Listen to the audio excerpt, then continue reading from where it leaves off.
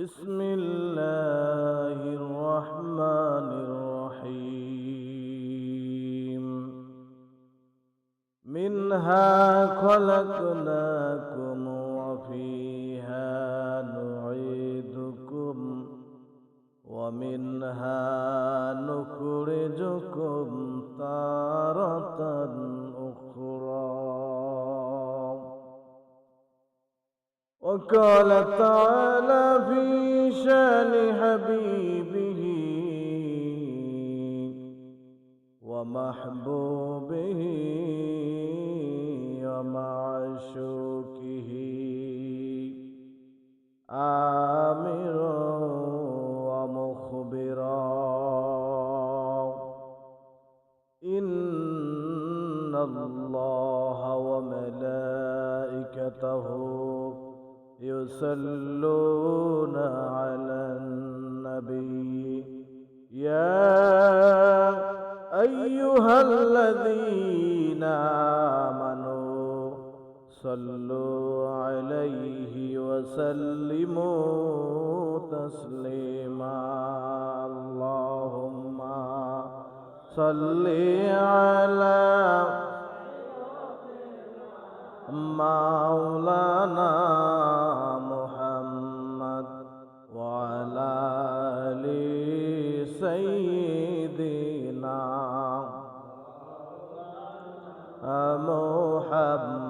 محمد اللهم صل على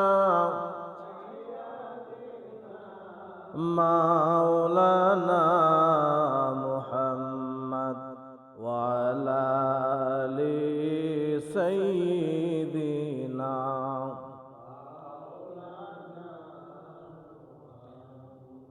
কবে জানি ডাক আসিবে এই বাড়ি ঘর ছাড়িতে কবে জানি ডাক আসিবে এই বাড়ি ঘর ছাড়িতে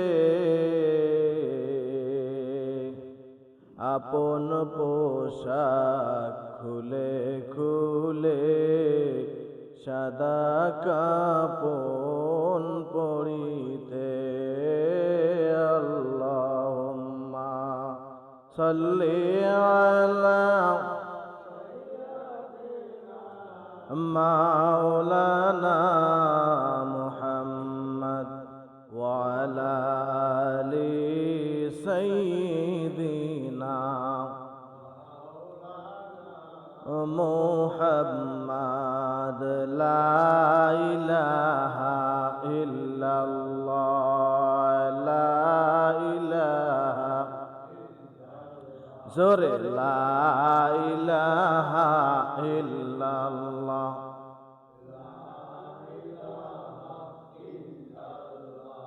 লা ইলাহা ইল্লাল্লাহ লা ইলাহা ইল্লাল্লাহ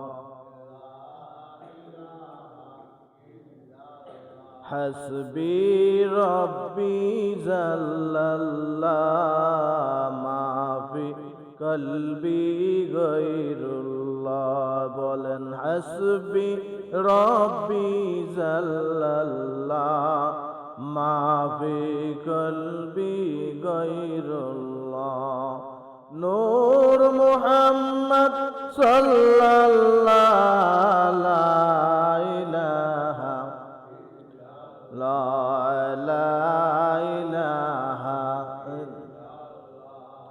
লা ইলাহা ইল্লাল্লাহ লা ইলাহা ইল্লাল্লাহ মুহাম্মাদুর রাসূলুল্লাহ সাল্লাল্লাহু আলাইহি ওয়াসাল্লাম। আল্লাহ সুবহানাহু ওয়া তাআলার দরবারে লাখ কোটি শুকরিয়া জ্ঞাপন করি যে মহান রব্বুল আলামিন আমাদেরকে হায়াতের তৈয়বা দান করে, সুস্থ রেখে, ভালোবেসে মহব্বত করে আজকে আমাদের জন্য, আমাদেরকে তার ইবাদতের জন্য কবুল করে এই বেহেশতি পরিবেশে এসে বসার তৌফিক দান করেছেন। সকলে বলছি আলহামদুলিল্লাহ। আর জোরে বলেন না আলহামদুলিল্লাহ। লাখ কোটি দুরূদ সালাম পেশ করি আল্লাহর হাবিব সাইয়্যিদুস সাকালাইন, সাইয়্যিদুল আম্বিয়া, রাহমাতাল লিল আলামিন নবীজির উপরে। আমরা সকলে বলি সাল্লাল্লাহু আলাইহি ওয়াসাল্লাম। আল্লাহ পাক রব্বুল আলামিন এই জমিনে, এই দুনিয়ার জমিনে আমাদেরকে আদর করে, ভালোবেসে, মায়া করে, মহব্বত করে পাঠাইছেন। মানুষকে কিসের জন্য পাঠাইছেন? একজন মানুষ কি করবে, ভালো করবে না মন্দ করবে, পাপ করে না পুণ্য করে, আল্লাহ পাক রব্বুল আলামিন এটা দেখার জন্য মানুষকে এই পৃথিবীর জমিনে পাঠাইছেন। কিন্তু পাঠাইছেন যে একদিন আসার সিরিয়াল একটা আছে, যাওয়ার কোনো সিরিয়াল আছে? আল্লাহর কাছে আবার ফিরে যেতেই হবে। ইন্না লিল্লাহি ওয়া ইন্না ইলাইহি রাজিউন।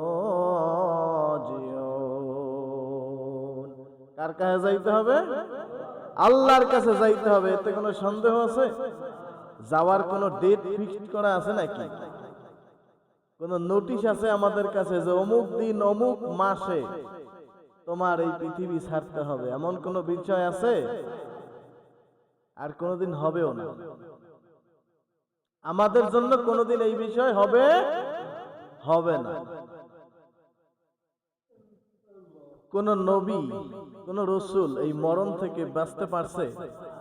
কেউ বাঁচতে পারে নাই। কারণ আল্লাহ পাক রব্বুল আলামিন বলছেন, জীবন যখন দিয়েছি মরণ একদিন, কুল্লু নাফসিন যায়িকাতুল মাউত, প্রাণী বলতেই মরণের স্বাদ গ্রহণ করতে হবে। প্রত্যেক প্রাণীকে মরণের স্বাদ একদিন গ্রহণ করতেই হবে। তবে কারোটা ভালো স্বাদ, কারোটা মন্দ স্বাদ। যে ভালো কাজ করবে তার স্বাদটা মন্দ, আর যে খারাপ কাজ করবে, যে ভালো কাজ করবে তার স্বাদ ভালো, আর যে খারাপ কাজ করবে, পাপ কাজ করবে, তার স্বাদটা হবে কষ্টকর, জাহান্নামী স্বাদ। ফেরেশতারা এসে ডাক দিবে, ইয়া আইয়ুহান নাফসুল মুতমাইন্না, হে নফসুল মুতমাইন্না। মুমিনদেরকে ডাক দেবে ফেরেশতারা মরণের আগে, উখরুজি ইলা রাব্বিকি রাদিয়াতাম মারদিয়া। বলেন না সুবহানাল্লাহ। তুমি ওই দেহ থেকে বের হয়ে আসো, আল্লাহ পাক রব্বুল আলামিন তোমার জন্য অপেক্ষা করতেছে। আরো জোরে বলেন না সুবহানাল্লাহ। আর ওই যে পাপ কাজ করতেছে, পাপিষ্ট আত্মা, ওদেরকে ডাক দেবে, ইয়া আইয়ুহান নাফসুল খাবিস, হে খবিস বের হ, খবিস বের হ, তোর জন্য জাহান্নাম অপেক্ষা করতেছে। বলেন নাউজুবিল্লাহ। পাপিষ্ট আত্মা যাবে কোথায়? জান্নাতে না জাহান্নামে? জান্নাত এবং জাহান্নাম অবশ্যই বিশ্বাস করতে হবে। আমাদের জন্য নিয়োজিত করেছেন আল্লাহ। কিন্তু মরণের আগে তো জান্নাত জাহান্নাম নাই, আছে? মরণের পরে জান্নাতের সিদ্ধান্ত অথবা জাহান্নামের সিদ্ধান্ত হবে। সিদ্ধান্ত করবেন কে? সিদ্ধান্ত করবেন আল্লাহ। কোনো সন্দেহ আছে? কোনো সন্দেহ নাই। আর আমাদেরকে আল্লাহ পাক জানাবেও না তুমি কখন কিভাবে মারা যাবে, তো কখন কিভাবে আমরা মারা যাব এটা আল্লাহ জানাইবে না। কারণ এখন আমাদের একটা হিসাব, যে বিবাহ করি নাই, তাহলে এই করি নাই, সেই করি নাই, এখনই নামাজ পড়বো, এখনই দাড়ি রাখবো, এইটা করবো, সেটা করবো। এটা কি আমাদের হিসাব, শয়তানি হিসাব। কিন্তু আল্লাহর হিসাব কি এইটা? হ্যাঁ, আল্লাহর হিসাব এইটা না। যার কারণে আমরা অনেক পাপ কাজ করে থাকি, শেষ পর্যন্ত সারা জীবন আল্লাহ বিরোধী কাজ করি, নাফরমানি করি, আল্লাহর হুকুম অমান্য করি। শেষ বয়সে এসে যখন শরীরে আর কোনো শক্তি নাই, তখন আল্লাহ আল্লাহ আল্লাহ আল্লাহ শুরু করি। কিন্তু রাসূল কারীম সাল্লাল্লাহু আলাইহি সাল্লাম বলেছেন, যুবক বয়স, যৌবন বয়সের ইবাদতটা আল্লাহর কাছে পছন্দনীয়। একটু জোরে বলেন না সুবহানাল্লাহ। কোন বয়সের ইবাদত? যৌবন বয়সের ইবাদত। বুড়ো বয়সের ইবাদত আল্লাহ অতটা পছন্দ করে না। তবে যৌবন বয়সে যারা ইবাদত করতে পেরেছে, ওই লোক, ওই ইবাদতকারী বৃদ্ধ বয়সে যখন পরিণত হবে, বৃদ্ধ বয়সে যখন উপনীত হবে, তখন তার জন্য আল্লাহ পাক রব্বুল আলামিন অনেক বিধান শিথিল করে দেয়। যাই হোক, বলতেছিলাম আল্লাহর পক্ষ থেকে আমরা কোনোদিন মরণের কোনো নোটিশ পাই নাই, আর পাবো। আল্লাহর কাছে যদি প্রার্থনা করি, রব্বুল আলামিন আপনি আমাদেরকে মরণের একটা নোটিশ, একটা দিন তারিখ, একটা ডাটা দেন। আল্লাহ পাক রব্বুল আলামিন বুঝায়, আমি প্রত্যেকটা বান্দাকে 10টা নোটিশ মরণের আগে দেই। কয়টা নোটিশ? 10টা নোটিশ। হযরত মূসা আলাইহিস সালাতু ওয়াস সালাম আল্লাহর সাথে কথা বলতেন কোন পাহাড়ে? তুর পাহাড়ে যাইয়া আল্লাহর সাথে কথা বলতেন। কথা বলতে বলতে একদিন আল্লাহর কাছে দাবি করেছে, রব্বুল আলামিন জানি আমার একদিন মরণ হবে, তবে সেই দিনটা কবে? মরণের কিছুদিন আগে আপনি আমাকে একটা নোটিশ দিয়েন। দাবি করেছেন কে? মূসা আলাইহিস সালাম। কার কাছে? আল্লাহর কাছে দাবি করলেন। আল্লাহ পাক রব্বুল আলামিন বলেন, ঠিক আছে মূসা, তোমার দাবি আমি কবুল করে নিলাম। কিছু বছর পরে আজরাইল আলাইহিস সালাতু ওয়াস সালাম এসে হাজির। আজরাইল আলাইহিস সালাতু ওয়াস সালাম এসে হাজির হলো। মূসা আলাইহিস সালাতু ওয়াস সালামের মাথার মধ্যে কাজ করতেছে, আমি আল্লাহর কাছে দাবি করেছিলাম আল্লাহ নোটিশ দিবেন, কিন্তু বিনা নোটিশে আজরাইল আমার কাছে এসেছে। আজরাইলের কাছে জিজ্ঞেস করতেছে মূসা আলাইহিস সালাম, আজরাইল তুমি কেন আসছো? বলতেছে, আমি আপনার জান কবজ করে নেওয়ার জন্য এসেছি। তুমি আমার কোন দিক থেকে জান কবজ করবে? আজরাইল বলতেছে, আপনার মুখ থেকে আমি জান কবজ করব। মূসা আলাইহিস সালাতু ওয়াস সালাম বলেন, হে আজরাইল, তুমি আমার মুখ থেকে জান কবজ করবা? এই মুখ থেকে তো আমি আল্লাহর সাথে অসংখ্যবার কথা বলেছি, তবে নাক থেকে আমি জান কবজ করব। বলে যে আজরাইল, আমি এই নাক থেকে জান্নাতের সুসংবাদ পেয়েছি। বলে তবে চোখ থেকে আমি জান কবজ ঢুকে জান কবজ করব। বলতেছে, না না না, আমি এই দুই চোখ দিয়ে আমি আল্লাহর নূরের তাজাল্লি দেখেছি। বলেন না সুবহানাল্লাহ। আল্লাহ পাক রব্বুল আলামিনের কাছে হযরত মূসা আলাইহিস সালাতু ওয়াস সালাম একদিন প্রার্থনা করে, রব্বি আরিনি, রব্বি আরিনি, আল্লাহ আমাকে, আমার একটু আপনাকে দেখতে মনে চায়।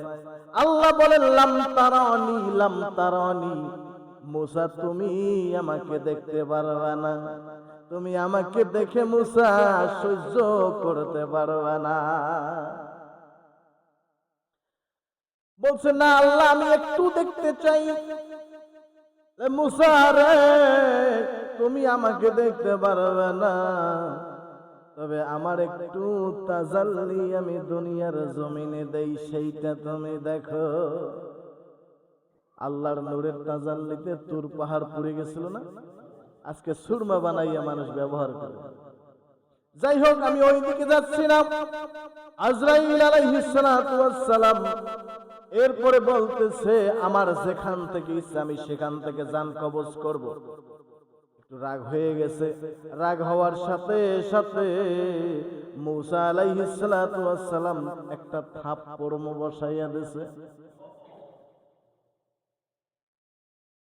রাগ আজরাইল রাগ হয়ে গেছে যে এত বাহানা করার সময় নাই, বলতেছে এত বাহানা করার সময় নাই, আল্লাহ আপনার কাছে আমাকে পাঠাইছে, আপনার জান কবজ করে নিব আমার যেখান থেকে খুশি।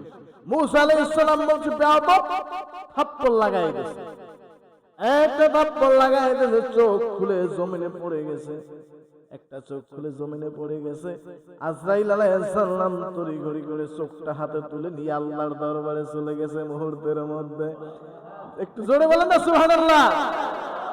আল্লাহর কাছে গিয়ে বলতেছে রব্বুল আলামিন আপনি কার কাছে পাঠাইলেন আমার জান, এই জান কবজ করার জন্য? দেখেন আল্লাহ কেমন কামটা করে ফেলেছে। এখন আল্লাহ পাক রব্বুল আলামিন বলতেছে আজরাইল এখানে গিয়ে তোমার দুইটা বেয়াদবি হয়েছে। এক নাম্বার বেয়াদবি, তুমি আমার কালিমুল্লাহ মূসাকে তুমি সালাম দাও নাই। জোরে বলেন না সুবহানাল্লাহ। এই সালাম দেওয়াটা কার সুন্নাত? এই সালাম দেওয়াটা কার সুন্নাত? আল্লাহর হুকুম। সালাম দেওয়াটা কার হুকুম? আল্লাহ হুকুম করেছিল ফেরেশতাদের। আর আমাদের নবীজি সাল্লাল্লাহু আলাইহি সাল্লাম আমাদের জন্য সুন্নাত করে দিয়েছেন, বলেন না সুবহানাল্লাহ। আমরা সালাম দিতে চাই কি চাই না? সালাম দেওয়া সুন্নাত, জবাব দেওয়া ওয়াজিব। সালাম দেওয়া সুন্নাত, জবাব দেওয়া। আল্লাহ বলতেছেন তুমি আজরাইল আমার মূসার সাথে দুইটা বেয়াদবি করেছো। এক নাম্বার বেয়াদবি তুমি সালাম দাও নাই, আর দুই নাম্বার বেয়াদবি করেছো আমার মূসা যখন এইভাবে ওইভাবে কথা বলতেছে তুমি সাথে সাথে আমার কাছে চলে আসতা, কিন্তু তা না করে তুমি তার সাথে ধমকের সুরে কথা বলেছো। জেনে রাখো আজরাইল তোমার থেকে আমার বান্দা মহা সম্মানিত। একটু জোরে বলেন সুবহানাল্লাহ। জিবরাইল আলাইহিস সালাতু ওয়াস সালামকে ডাক দিলেন আল্লাহ, জিবরাইল তুমি মূসার কাছে চলে যাও, মূসার কাছে গিয়ে জিজ্ঞেস করো মূসা কি চায়, মূসা আরো কি বাঁচতে চায় দুনিয়ায়। জিবরাইল আলাইহিস সালাতু ওয়াস সালাম এসে সালাম দিয়ে বলতেছেন মূসা রে আপনি কি আরো দুনিয়ার জমিনে বাঁচতে চান? বলছেন না না জিবরাইল, এইখানে আমার কিছু কথা আছে। আমি কিছু বছর পূর্বে আল্লাহর কাছে আমি একটা দাবি করেছিলাম, রব্বুল আলামিন জানি একদিন মরণ হবে, মরণ থেকে কেউ বাঁচতে পারবে, মরণ থেকে কেউ বাঁচতে পারবে না। তবে আপনি আমাকে একটা, আপনার কাছে আমি নোটিশ চাইছিলাম, আপনি তো আমাকে বিনা নোটিশে আজরাইল পাঠাইলেন আমার কাছে। আল্লাহ ডাক দিয়ে বলতেছেন মূসা তুমি আমার কাছে নোটিশ দাবি করেছো একটা, আমি একটা নয় আমি 10টা নোটিশ আমি তোমার কাছে দিয়েছিলাম। কয়টা নোটিশ দিয়েছে আল্লাহ? 10টা নোটিশ দিয়েছে। মূসা আলাইহিস সালাম বলেন রব্বুল আলামিন আমি তো কিছুই বুঝলাম না, কেমন করে আপনি নোটিশ দিলেন? একদিনে তো জিবরাইল আলাইহিস সালাম আমার কাছে একটা নোটিশে পৌঁছায় না। আল্লাহ বলতেছেন মূসা রে 1 নাম্বার নোটিশ তোমার মাথার চুল ছিল কালো, পেকে সাদা হয়ে গেছে, notice number 1। 2 number notice Musa তুমি চোখে অনেক ভালো দেখতে পারতা, এখন একটু কম দেখতেছো, তোমার 2 নাম্বার নোটিশ। মূসা তোমার মুখে ছিল শক্ত শক্ত দাঁত, দাঁতগুলি এখন দুর্বল হয়ে গেছে, এই হচ্ছে তোমার 3 নাম্বার নোটিশ। 4 নাম্বার নোটিশ হলো মূসা রে এই গায়ের চামড়া ছিল টান টান, এখন তোমার গায়ের চামড়া নরম হয়ে গেছে।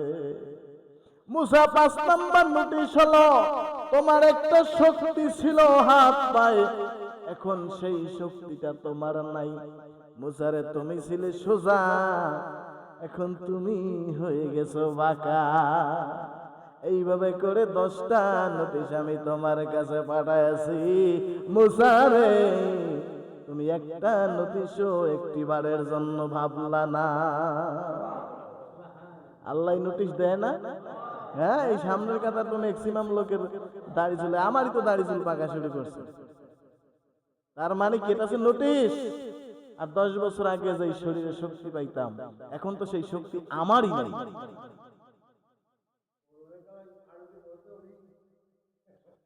তার মানে হলো আমি আল্লাহর দেওয়া এই নোটিশ গুলো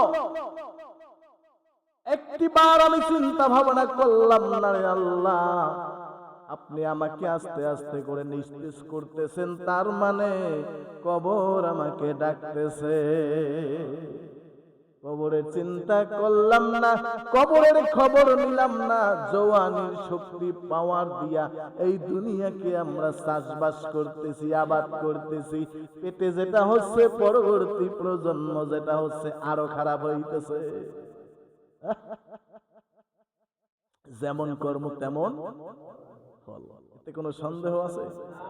কর্ম যেমন ফল তেমন না, মানত করিয়া দেখো। বেহেশত আছে দোজক আছে, না মানত মরিয়া দেখো। কোনো সন্দেহ আছে? কোনো সন্দেহ নাই, একদিন মরতেই হবে। আল্লাহ পাক রব্বুল আলামিন বলেন, কুল ইন্নাল মাউতাল্লাযী তাফিরুনা মিনহু ফাইন্নাহু মুলাকীকুম। বলেন আল্লাহু আকবার।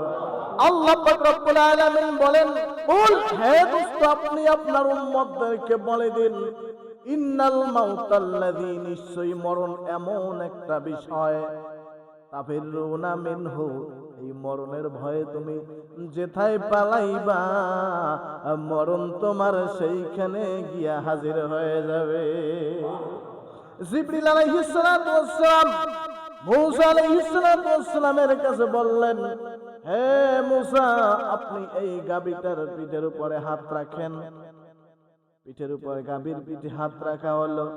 হাত রাখার পরে বলতেছে, মুসা রে, আপনার হাতের নিচে যতগুলো পশম আছে, এক একটা পশমের জন্য 1 বছরের হায়াত আমার আল্লাহ আপনাকে বাড়ায় দিল। মুসা আলাইহিস সালাম জিজ্ঞেস করছে, জিবরাইল, এই যে পশম, এক একটা পশমে 1 বছর হায়াত তুমি বাড়াই দিলা, এরপর কি হবে? আল্লাহ বলতেছেন, মুসা এরপর তোমার মরণ হবে। এই হাতের নিচে কতটা পশম আছে এটাকে গুণে শেষ করা যায়? হ্যাঁ।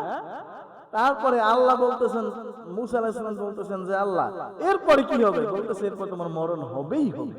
বলছে আল্লাহ আমার তাহলে বাঁচার দরকার নাই, আপনার কাজ আপনিই করেন, আমার জান আপনি কবজ করে নেন। তবে আমার একটা দাবি আছে, রব্বুল আলামিন, আমি আর একবার একটু তুর পাহাড়ের কাছে যাইতে চাই, আর ওইখানে গিয়ে আমি আপনার সাথে আর একবার একটা দাবি করতে চাই গো আল্লাহ। হে মুসা, আল্লাহ হুকুম করলেন, মুসা যাও, তোমার দাবি আমি কবুল করলাম।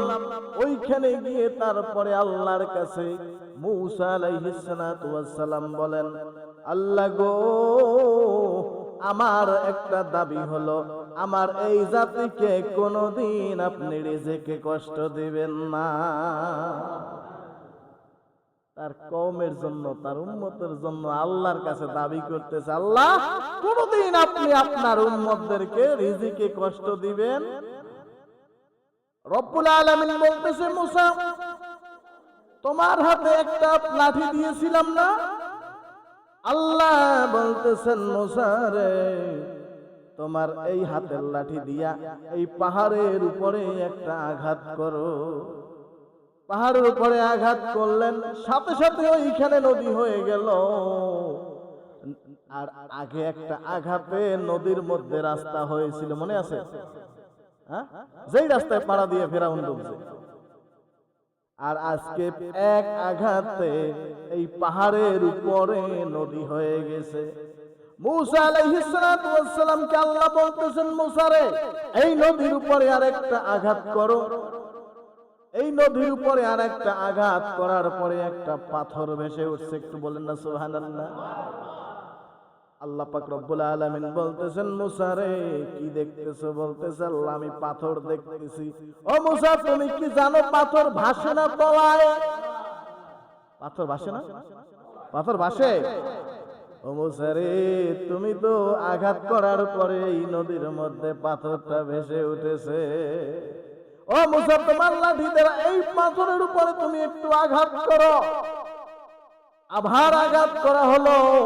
আঘাত করার পরে দেখতেছে পাথরের দ্বিখণ্ডিত হইয়া ভিতর থেকে একটা নাদুস নুদুস হরিণের বাচ্চা বের হয়েছে।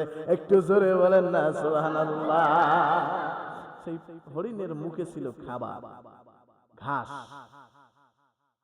আল্লাহ পাক ডাক দিয়া বলেন, মুসা রে, তুমি কি কিছু বুঝতে পেরেছো? আল্লাহু আকবার। রব্বুল আলামিন, আমার বুঝতে বাকি নাই। আমার আল্লাহ পাক রব্বুল আলামিন পাহাড়ের উপরে নদী চড়তে পারে কি পারে না? এই নদীর মধ্যে পাথর ভাসাইতে পারে কি পারে না? যে আল্লাহ পাথর ভাসাইতে পারে, সেই আল্লাহ পাথরের মধ্যে একটা হরিণের রিজিকের ব্যবস্থা করতে পারে কি পারে না? আমাদের রিজিকের পিছনে আমরা দৌড়াইতেছি। রিজিক যিনি দেবেন, রিজিক দাতা, তার কথা একবার স্মরণ করলাম না। তার মানে হলো আমরা আল্লাহকে ভুলে গেছি। আল্লাহকে ভুলে গেছি। মিয়ান আশিক মাশুক তেরা হাম করম জিদ, মিয়ান আশিক মাশুক কেরামান কাতিবিনা হাম করম জিদ। বলেন না সুবহানাল্লাহ।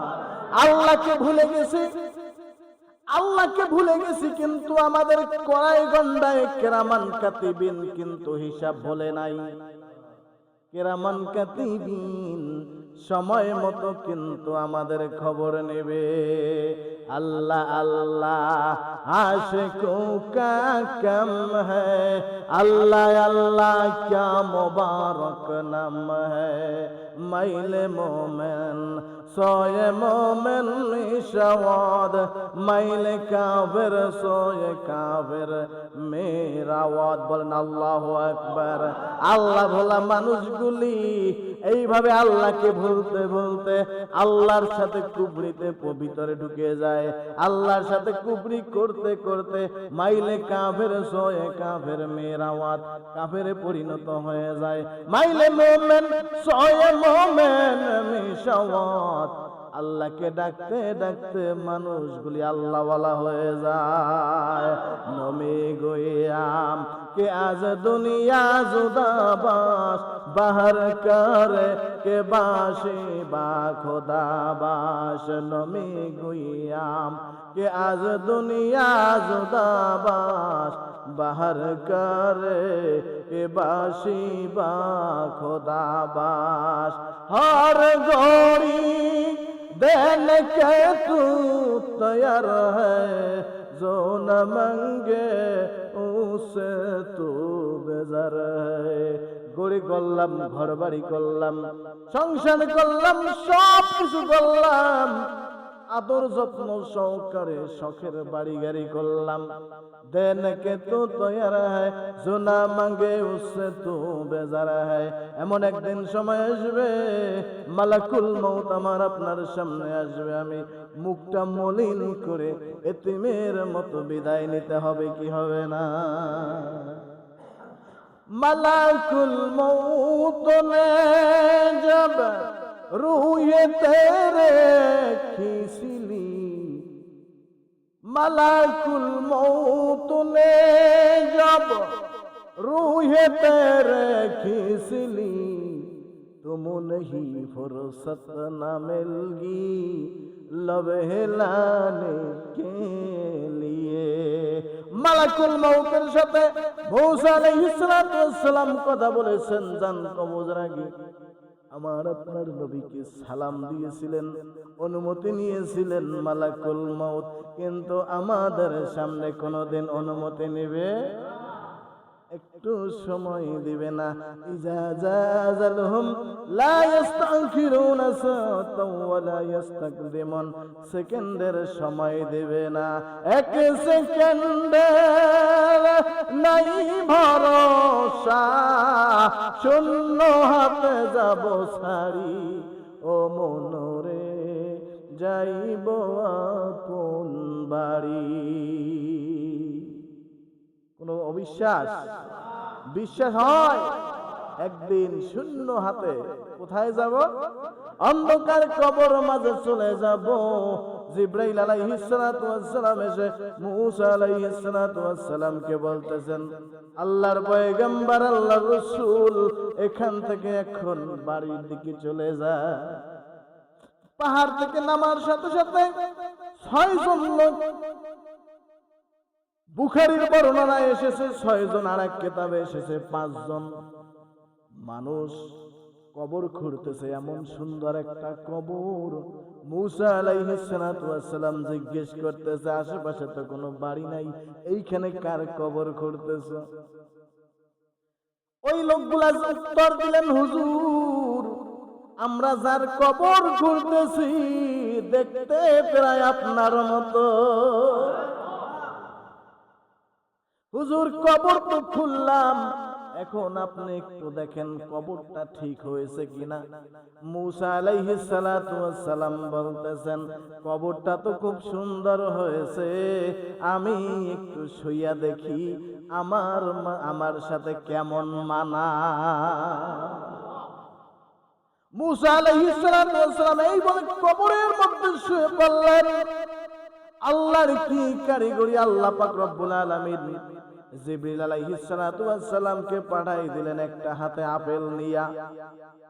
বলতেছে, ওদিকে আজরাইল আলাইহিস সালাতু ওয়াস সালামকে হুকুম করলেন, আমার মুসা যখন শুয়ে শুয়ে ওইখানে আপেলটা খাওয়া শুরু করবে, মুখ হা করার সাথে সাথে মুসা যেন টের না পায় এমন করে তুমি মুখ থেকে তার শরীরে ঢুকে পড়বে।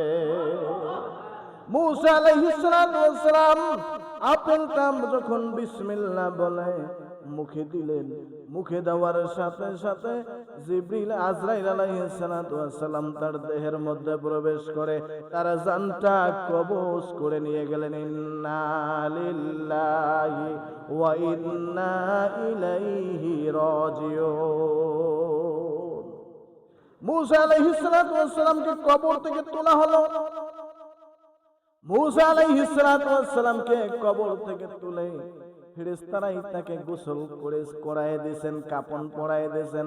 ওইখানে কয়েক হাজার ফেরেশতারা তারা জানাজা দিয়া তারপরে তাকে দাফন কাফন শেষ করে দিয়ে বর্তমান বাইতুল মুকাদ্দাসের কাছাকাছি একটা স্থানে তার রওজা শরীফ, ওইখানে কবরটা করার পরে আল্লাহর হুকুমে ফেরেশতারা ওই কবরটা সমান করে দিয়েছে। কারণ অদূরে একটু কয়েক কিলোমিটার দূরে ওইখানে ইহুদিদের একটা বাসস্থান আছে। ওই ইহুদিদের অভ্যাস হলো একটু উঁচু জায়গা দেখার সাথে সাথে ওইখানে উঁচু জায়গাটাকে কবর মনে করে তারা সেজদায় লুটে পড়ে। আমাদের মাঝে এমনও মাজার পূজারী আছে না? নাই? আছে না? মাজার পূজারী আছে না? ঘৃণা করি। কোরআন হাদিসে মাজার পূজা করা হারাম, কবরের সিজদা করা হারাম। আল্লাহ পাক রব্বুল আলামিন ফেরেশতাদেরকে হুকুম করলেন, এই কবরটাকে সমান করে দাও, কেননা ওই ইহুদিরা এসেই ওই কবরটাকে পূজা করবে আর আমার নবীর কবর পূজা করবে, আমি আল্লাহ সহ্য করতে পারবো না। কবরটা সমান করে দেওয়া হলো। কয়েক বছর পরে, কয়েকশো বছর পরে ওইখানে আল্লাহর হুকুমে একটা নিশানা তোলা হলো। ওই নিশানা দেখে তারপরে কবরটা একটা চিহ্ন দিয়েছে, মুসা আলাইহিস সালাতু ওয়াস সালামের কবর। তবে মুসা আলাইহিস সালামের শেষ ঠিকানা কোথায় গেছে? কবরে। আমাদের শেষ ঠিকানা কোথায়? এই যে রঙের কাপড়, এই যে দামি কাপড় চোপড়, এগুলো কি সাথে থাকবে? সাথে কি যাবে? জায়গা পাবো কতটুকু? কাপন আমার আপন, কবর আমার ঘাটি, এই কবরে যেতে হবে, থাকবে না কেউ সাথী। কাপন আমার আপন, কবর আমার ঘাটি, ওই কবরে যেতে হবে, থাকবে না কেউ সাথী। থাকতে হবে নিরালায়, কবর হবে বাসতলায়, থাকতে হবে নিরালায়, কবর হবে বাসতলায়, চতুর্দিকে রবে শুধু মাটি, ওই কবরে যেতে হবে, থাকবে না কেউ সাথী। কোন সাথী থাকবে নাকি? কোন বাতি থাকবে? ওই কবরটাকে আলোকিত করতে হবে নেক আমল দিয়া। কোন বাবাকে ওইখানে পাওয়া যাবে? আজকে কত জটাধারী বাবা, কত লাল শালু বাবা, ধলা শালু বাবা, বাবার তো কোনো অভাব নাই, কোন বাবার ওইখানে কোনো খাওয়া নাই। আছে আছে কাজ হবে? আমার সন্তান কি ওইখানে যাবে প্রত্যেকদিন? যে আব্বাকে যাই একটু দেখে আসে, একটা টেলিফোন দিয়ে দে, মোবাইল দিয়ে দেবে না? কোন যোগাযোগ থাকবে না। কোন যোগাযোগ থাকবে? 3.5 হাত মাটির ঘর, কারো আপন পর, কারো আবার ফুলের বাগান, কারো বা জাহান্নাম। এই 3.5 হাত মাটির ঘরে আমার আপনার বাড়ি হবে। এই কবরটা কারো জন্য হবে জাহান্নাম, আবার কারো জন্য হবে জান্নাতের ফুলের বাগান। কঠিন হবে সেদিন তোমার না থাকিলে নেকি, সেই দিন নেকি ছাড়া আর কোনো কিছু আল্লাহর দরবারে পৌঁছবে না। আজকে যেই কামাই করি ওই দিন ওইখানে গিয়া ওইখানে ওই ফসল ফলাইতে হবে, ওই ফসলই আমাদের ভোগ করতে হবে, কি হবে না? আজকে সারাটি বছর এমন সন্তান জন্ম দিয়ে রেখে যাই দুনিয়ার জমিনে, সন্তান জন্ম দিয়ে রেখে যাই দুনিয়ার জমিনে। সবে বরাত আসলে পরে হুজুরের কাছে যাই গুনগুন করে, হুজুর আব্বার কবরটা একটু জিয়ারত করেন। কিন্তু হুজুর যা দেখে ওই ওনার বাপের কবরে জঙ্গল হইয়া রইছে। সন্তানের কোনো খোঁজ খবর, মা বাবার কোনো খোঁজ খবর নাই। এমন সন্তান আমরা দুনিয়ার জমিনে রেখে যাই। আমার আব্বা আমার জন্য দোয়া করেছে, আমার মা আমার জন্য দোয়া করেছে। সন্তানের কাছ থেকে কিছুই চাই না, সন্তানের কাছ থেকে খালি একটু চাই আমার সন্তান যেন আমার জানাজাটা পড়াইতে পারে। এরকম না? কবরের চিন্তা যাদের আছে তাদের নিয়তটা এরকম না?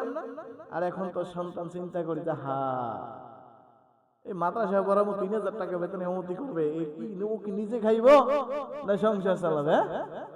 কিছুদিন পরে এমন দেখা যায় অন্ধকারের মধ্যে বাবার কবরের পাশে যাইয়া দাঁড়াইয়া দাঁড়াইয়া হিসু করে। আছে না? কর্মদোষে আমাইয়া আমাল মিসকালা যাররাতিন খায়রা ইয়ারা, আমাইয়া আমাল মিসকালা যাররাতিন শাররা ইয়ারা।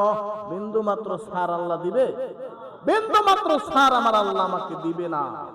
সম্মানিত হাজরিন, আমি আকাম করব, ফল ফল ভোগ করবে আমার সন্তান, এটা চিরচরিত নিয়ম। আমি তো ভোগ করবই, আমার সন্তানের মধ্যে এই অভ্যাস থাকবে। আর আমি যদি আজকে ভালোভাবে চলি, আমার সন্তান তখন চিন্তা করবে যে না, আমার আব্বা এই ছিল, এইভাবে চলছে, আমার খারাপ পথে যাওয়া যাবে না। হ্যাঁ সম্মানিত হাজরিন, কবরের মধ্যে যখন আমার যাইতেই হবে, শান্তিতে থাকতে চাই না? শান্তিতে থাকতে চান? তবে আল্লাহকে খুশি করবেন, শান্তিতে থাকতে পারবেন। রসুলকে খুশি করবেন, শান্তিতে থাকতে পারবেন। কেন? কারণ কবরে রাখার সময় তো আপনি রসুলের নাম নিয়া বিসমিল্লাহি ওয়ালা মিল্লাতি রাসূলিল্লাহ, হ্যাঁ, রসুলকে খুশি করবেন না। ওই রাসূলুল্লাহ করবে যে আমি ওর চিনি না, যা শোকান শোক। রসুলের তরিকা মতন চলবেন না। সম্মানিত হাজরিন, অন্ধকার কবর যদি আলোকিত করতে হয়, একজন কোরআনওয়ালা মানুষ, একজন নামাজওয়ালা মানুষ, একজন রোজাওয়ালা মানুষ যখন নাকি এই কবরের মধ্যে রাখা হয়, 41 কদম একজন মানুষ হেঁটে যেতে যতটুকু সময় লাগে, এতটুকু সময়ের মধ্যে ওই কবরের মধ্যে মুনকার নাকির হাজির হয়ে যায়। মুনকার নাকির ওই কবরের মধ্যে হাজির হয়ে যায়, আর কবরের দায়িত্ব শুরু হয়ে যায়। কবরের পাশ থেকে ওই পাশে চাপা দেয়, দুনিয়াবাসী কেউ দেখতে পারে না। কিন্তু যদি প্রমাণ নিতে হয়, বুঝতে হয়, তবে ওইখানে একটা গরু বাঁধেন, অথবা একটা ছাগল বাঁধা রাখেন, অথবা একটা বিড়াল রাখেন। ওরা দেখতে পায়, ওরা বুঝতে পারে কত কষ্টকর অবস্থা হচ্ছে ওই কবরের মধ্যে। যখন কবর ডান দিক থেকে চাপ দেয়, বাম দিকের সাথে এই হাড্ডি গুড্ডি সব মিলে যায়। আবার বাম দিক থেকে যখন চাপ দেয়, তখন ডান দিকে সব মিলে যায়। এরপরে কিছু ফেরেশতারা চলে আসে এই কবরের মধ্যে। ফেরেশতারা চলে আসার পরে জান্নাতের ফেরেশতা আসে, জাহান্নামের ফেরেশতা আসে, টানাটানি শুরু করে। ওই সময় কোরআনওয়ালা মানুষ ওই কোরআনটা সামনে মাথার কাছে দাঁড়িয়ে বলতেছে, সারা জীবন আল্লাহর এই বান্দা কোরআনের আমল করেছে, আমি এই বান্দাকে জাহান্নামে নিতে দিব না। নামাজ দাঁড়িয়ে যায়, 5 ওয়াক্ত নামাজ এই ব্যক্তি আমল করেছে, আমি নামাজ আল্লাহর হুকুম, আল্লাহর এই বান্দাকে আমি জাহান্নামে নিতে দিব না। রমজানের রোজা এক পাশে দাঁড়িয়ে যায়, রমজানের রোজা বলে, আমি আল্লাহর হুকুম, সারাটা জীবন আমাকে সম্মান করেছে, আমি এই ব্যক্তিকে জাহান্নামে নিতে দিব না। সম্মানিত হাজিরিন, এই অবস্থাটা আমরা চাই না? এই অবস্থাটা আমরা চাই না? সবাই বরাতের দিনে কেউ মসজিদে আইবেন না, কারণ মসজিদে এত রাত্র পর্যন্ত আমল করে না, ঘুম নষ্ট হয়, সহ্য হয় না। শোনেন, কষ্ট ছাড়া কোনোদিন কেষ্ট মেলে, কষ্ট ছাড়া কোনোদিন Keshto. as you sow so you reap, যেমন কর্ম তেমন ফল, যেমন কর্ম তেমন। এখানে ভালো কাজ করবেন, ওইখানে গিয়ে ভালো ভোগ করবেন। এখানে আল্লাহর হুকুম অমান্য করবেন, ওখানে গিয়ে আপনাকে জাহান্নামের শাস্তি পেতেই হবে। আল্লাহ পাক রব্বুল আলামিন আমাদেরকে সহি বুঝ দান করুন। সকলে বলি আমিন। ওয়া আখিরু দাওয়ানা আলহামদুলিল্লাহি রাব্বিল আলামিন। আসসালামু আলাইকুম ওয়া রাহমাতুল্লাহি ওয়া বারাকাতুহু।